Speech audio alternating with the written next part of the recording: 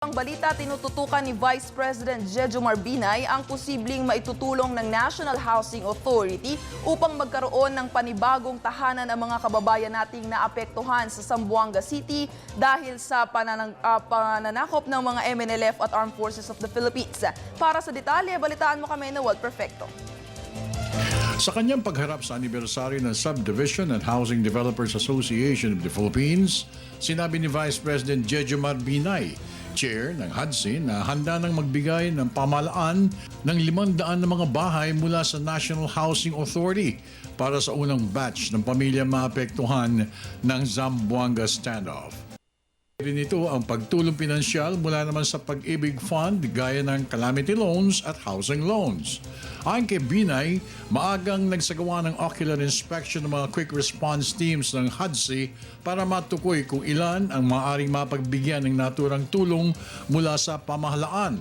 At para matiyak na maibibigay ang tulong ng pamahalaan, sinabi ni Vice Binay na next week ay muling lalakad ang Team HUDC para masiguro na aabot sa mga tunay na may kailangan ng suporta ng gobyerno.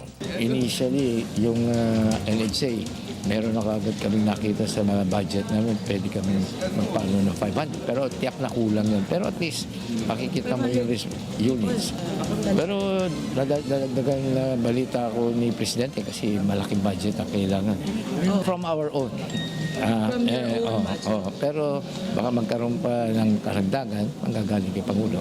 Tiniyak rin ni Binay na agad ding mapupunuan ng pamahalaan ang kakulangan ng problema ng housing units para sa mga pamilya na apektuhan ng kaguluhan sa Zamboanga. At para madagdagan pa ang suporta para sa mga naapektuhan ng kaguluhan, nanawagan rin si Vice President Binay sa pribadong sektor na makiisa sa ipinatutupad na alalay at marisolbahan na humanitarian concerns ng Zamboangueños. Ang naisip namin, mag-appeal kami dun sa mga developers na magko-comply dito sa 20% socialized housing. Yung cost niyan, yung pera niyan, pwede ba pagsamasamahin na lang natin, ilagay na lang natin sa Zamboanga City. Kasi as it is, kung developer ka, maglalagay ka ng 20% ng development mo para sa socialized housing. Requirement ba yun?